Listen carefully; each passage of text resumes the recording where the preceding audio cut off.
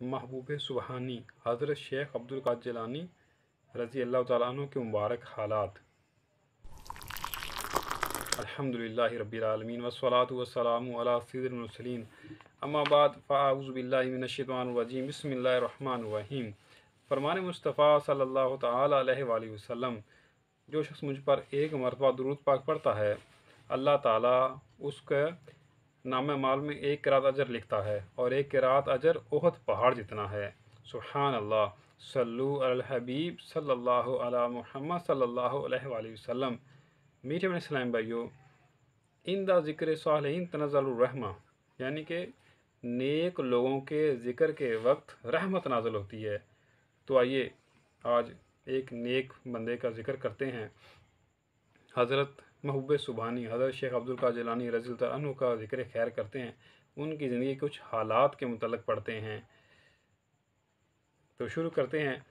तारीख़ की मोतबर किताबों में बताया जाता है कि एक दिन आफ़ताब गुरूब हो चुका था।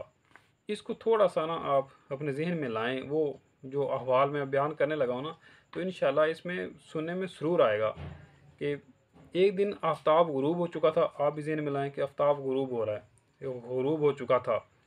चाँद की रोशनी पूरे तौर पर ज़मीन के ऊपर फैल गई थी। एक नौजवान ने जाने किस आलम में दरिया दजला के किनारे बैठा हुआ था कि अचानक चाँद की चांदनी में दरिया की लहरों में बहता हुआ एक शादाब सेब नज़र आया। झट नौजवान ने सेब को अपने हाथों में ले लिया और भूख की शिद्दत के बाइस कुछ सोचने से पहले खाता हुआ अपने घर की जानब चल दिया।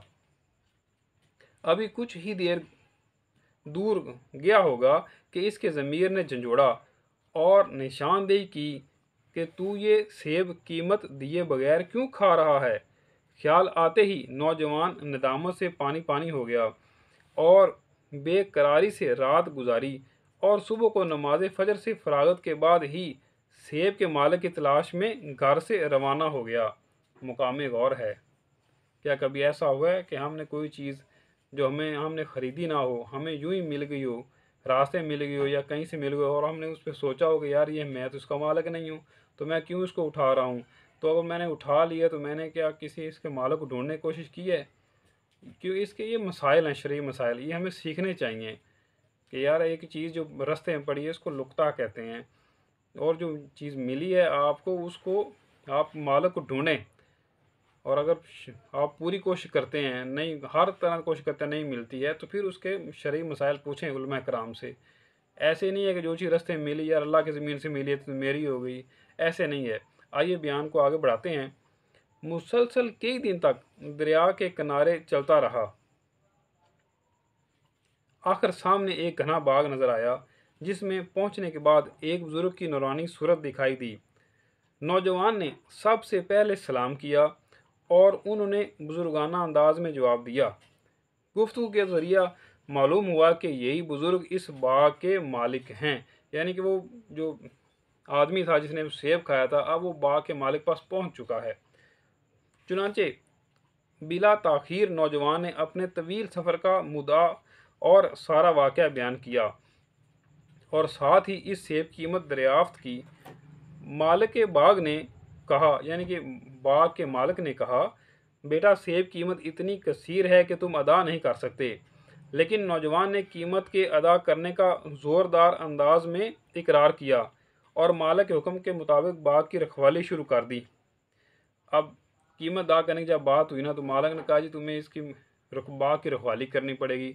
6 महीने या साल की बात तय हुई। तो फिर क्या हुआ कि उस नौजवान ने बाग की रखवाली शुरू कर दी, जिसकी मुआयना मुद्दत 1 साल थी। पूरे 2 साल गुजर जाने के बावजूद मालिक ने रुख्सत की इजाज़त ना दी। यानी जब 1 साल हो गया, कुछ रवायात में मिलता है कि जब 6 महीने गुजर गए तो फिर मालिक ने कहा कि नहीं अभी और करो, 1 साल करो। यहाँ ये बयान किया जा रहा है कि एक मुद्दत से 1 साल की मुद्दत पूरी हुई तो मालिक ने जाने की इजाज़त नहीं दी, तो 2 साल पूरे हो गए।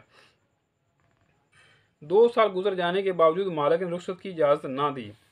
जब चंद साल गुजर गए, देखें एक सेब खाया और कितनी मतलब मेहनत करनी पड़ रही है कि उसकी कीमत है उसकी अदा हो जाए, उसकी माफ़ी तलाफ़ी हो जाए। जब चंद साल गुजर गए तो एक दिन मालिक ने कहा, बेटा अब मैं तुमको तुम्हारी मेहनत का सिला देना चाहता हूँ, और वो ये है कि तुम मेरी बेटी से शादी कर लो। अब ये पहले ही दोनों शर्तें थी कि एक तो तूने मेरे बाग की रखवाली करनी है, और उसके बाद तूने मेरी दूसरी शर्त जो है, जब मुद्दत पूरी होगी तो फिर बताया गया कि तूने मेरी बेटी से शादी करनी है। अब वो बेटी कंडीशन बता रहे हैं कि वो कैसी है। जो दोनों आंखों से अंधी है, दोनों कानों से बहरी है, दोनों हाथों से लूली है, दोनों पैरों से लंगड़ी है, और ज़बान से गूंगी है। नौजवान ने बिला तामुल कबूल कर लिया और शादी हो गई। ये नौजवान ने क्या कहा कि ज़ाहिर बात है, अब सेब जो खाया है वो माफ़ तो करवाना है। तो पहली जैसे जो शर्त थी कि बाग की रखवाली करो, वो भी पूरी कर दी। दूसरी जो शर्त थी कि मेरी बेटी से शादी करो, और वो इस तरह से वो भी पूरी कर दी।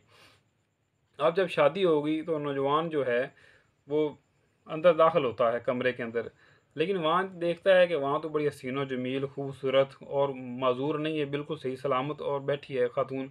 तो फ़ौरन बाग के बाहर आ जाते हैं, और वो जो बाग का मालिक होता है या वो लड़की का जो बाप होता है उससे पूछते हैं कि ये तो मामला क्या है। वो तो जो जो आपने नाम लिया, जो जिक्र किया, वो तो माजूर थी, लेकिन ये तो बिल्कुल सही सलामत है, खूबसूरत हसीनो जमील है। तो फिर उन्होंने आगे क्या कहा। बाद में मालिक ने कहा, बेटा मेरे घर के अंदर सो जा, मेरी इस लड़की के दूसरा कोई भी नहीं है। घर के अंदर जाओ, ये घर अब तुम्हारा घर है नहीं, बल्कि ये बाग और कुल जायदाद भी तुम्हारी है। नौजवान जब घर के अंदर गया तो देखकर हैरान व शर्मसार रह गया। गोया वो दुनिया की सजी सजाई दुल्हन नहीं, बल्कि जन्नत की किसी हूर को देख रहा था। चांद जैसा चेहरा, चश्मे गजाला, शीरी ज़बान, हर उस मौजू और मुतनासब। मालिक के बयान और हकीकत हाल में ज़बरदस्त फ़र्क पाया। दूसरे दिन मालिक से सवाल किया कि आपने अपनी लड़की का जो हुलिया बताया था, और घर के अंदर मैंने जिस मुजस्समा हुस्न व जमाल को देखा, इसमें तो बड़ा फ़र्क है। मालिक ने नरमो शीरीं लहजा में जवाब दिया, बेटा अब सुनिए कि उस मालिक ने क्यों कहा कि वो लंगड़ी है, लूली है, गूंगी है, अंधी है। आइए अब वो बयान कर रहे हैं इसकी वजह। बेटा मैंने जो कुछ कहा था और तुमने जो देखा, दोनों ही सच हैं, और हकीकत में बात यह है कि उस लड़की ने कभी अपनी ज़बान से खिलाफ शरीयत कोई बात नहीं की, इसलिए वो गूंगी है। अपने कानों से कोई फहश बात ना सुनी थी, इसलिए वो बहरी है। कभी अपनी आंखों से किसी गैर महरम को ना देखा था, इसलिए वो अंधी है। अपने हाथों से कभी कोई गलत काम ना किया था, इसलिए वो लूली है। कभी जानबे मासियत अपने पैरों से चल कर ना गई थी, इसलिए वो लंगड़ी है। मीठे मीठे इस्लामी भाइयों, यहाँ तक जो हमने बयान किया, जो हमने दरस व बयान सुना, इसमें ये जो पाक दामन परहेज़गार लड़का बयान किया गया, नौजवान बयान किया गया, और जो परहेज़गार पाक दामन खातून बयान की गई, ये आइए अब इनका नाम जो है ना उसके मतलब सुनते हैं कि उस पाक दामन नेक खातून का नाम जनाब फ़ातिमा उम्मुल खैर बिनते अब्दुल्ला सोमई था, और उस पाकीज़ा नौजवान का नाम सैयद अबू साले मूसा बिन अब्दुल्ला था, जो कि हज़रत शेख अब्दुल कादिर रज़ी अल्लाह अन्हु के वालिद माजिद थे, और वो हज़रत शेख अब्दुल कादिर रज़ी अल्लाह अन्हु की वालिदा माजिदा थी। तो ये देखें हमारे लम्हा फ़िक्र है। इंशाल्लाह अगले में बयान में ये मज़ीद हालात को, मज़ीद ये हालात ज़िंदगी को मज़ीद बयान करूँगा। लेकिन यहाँ एक जाते जाते ना बयान को ख़त्म कर लाते हुए एक पॉइंट मैं गौर करना चाहता हूँ, आपकी तवज्जो दिलाना चाहता हूँ कि देखें वो तो एक सेब के लिए कहाँ से चला और कहाँ पहुँचा, और कितनी मुद्दत तक उसने उसकी मज़दूरी अदा की, और फिर जाके दूसरी शर्त भी कबूल की। और जो आपकी वालदा माजदा थी वो कितनी नेक पाक दामन थी, किसी गैर मर्द को नहीं देखा, कोई गैर शरीक काम नहीं किया, गलत कारी की तरफ कदम नहीं बढ़ाए, हाथ नहीं बढ़ाया। तो हमें हमारे लम्हा फ़िक्रिया है, मेरी वो इस्लामी बहन है जो मुझे इस वक्त सुन रही हैं या इस बयान को बाद में रिकॉर्डेड सुनेंगी, तो क्या हम भी बदनगाही से बचती हैं? क्या हम परहेज़गार बनती हैं? क्या हम पाँचों नमाज़ें पढ़ती हैं? क्या हम गुनाहों वाले कामों से बचते हैं, फ़िल्म ड्रामे देखने से बचती हैं? ये लम्हा फ़िक्रिया है, और मेरे इस्लामी भाई भी गौर करें कि क्या हम बदनगाही से बचते हैं, हम जुल्मों सितम से बचते हैं, हम माल नाहक खाने से बचते हैं। अगर बचते हैं तो मरहबा, माशाल्लाह, सुभान अल्लाह, बड़ी अच्छी बात है। और अगर नहीं तो फिर लम्हा फ़िक्रिया है। हमें गौर करें कि अगर हम नेक होंगे तो औलाद भी नेक इंशाल्लाह होगी, अगर हम बदनेक हैं तो फिर औलाद भी बदनेक ही होती है। जो आजकल वालिदैन क्यों रोना रोते हैं अपने कि हमारी औलाद जो है वो हमारा कहा नहीं मानती है। तो जब हम औलाद को हलाल रिज़्क़ खिलाएंगे, हलाल तरीके से उनकी परवरिश करेंगे, अच्छे अखलाक में उनमें डेवलप करेंगे, तो इंशाल्लाह वो अच्छे बनेंगे और फिर बुढ़ापे में वालिदैन का सहारा बनेंगे वो। तो दुआ है कि जो कुछ बयान किया अल्लाह ताला हमें इस पे अमल करने की तौफीक अता फ़रमाए। आमीन बजाय ख़ातमुन नबिय्यीन। सल्लु अलल हबीब सल्लल्लाहु अला मुहम्मद सल्लल्लाहु अलैहि वसल्लम।